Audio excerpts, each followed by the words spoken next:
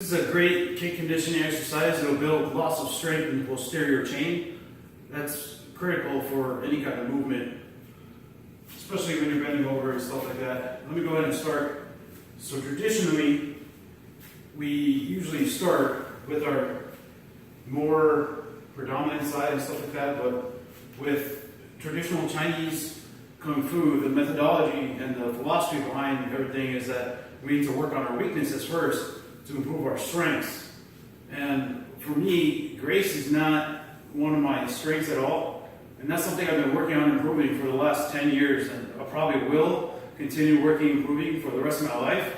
But I mean, my strengths are, like, I have a lot of strength and stuff like that, but anybody can build strength. Grace is something that needs to be, like, really worked on and stuff like that. So I'm gonna start with my weaker side, which is my left side over here.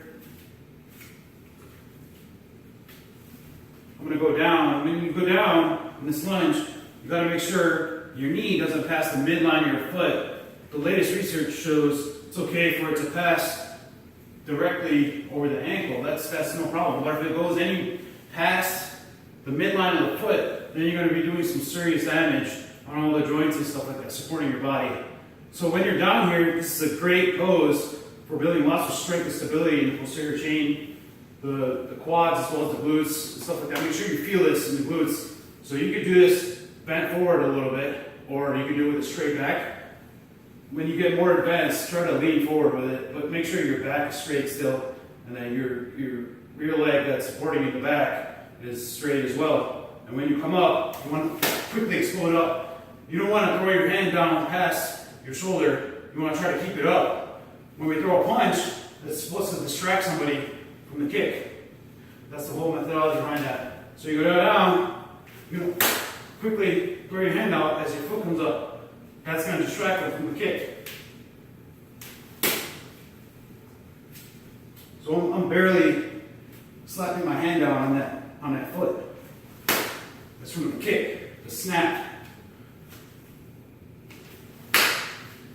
So after you do 10 on one side, let's go ahead and switch back to the leg that's supporting us when you go down. This is a little bit more challenging. Same thing. Try to lift it up as high as possible. Go down with a straight back. Come up. Really quick. Explode up. After a little isometric hold.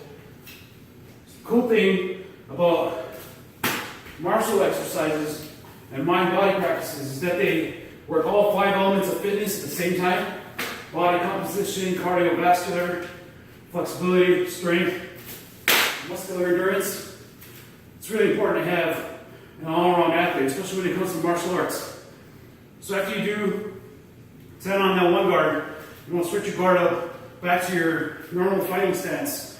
For me, I'm traditionally right-handed. I am a little ambidextrous. Grateful for that. So you go down, come up, really quick. 10 on this side. Try to get your foot up as high as possible. It's going to work your flexibility as well. So after you do 10 on this side, go ahead and flip it around.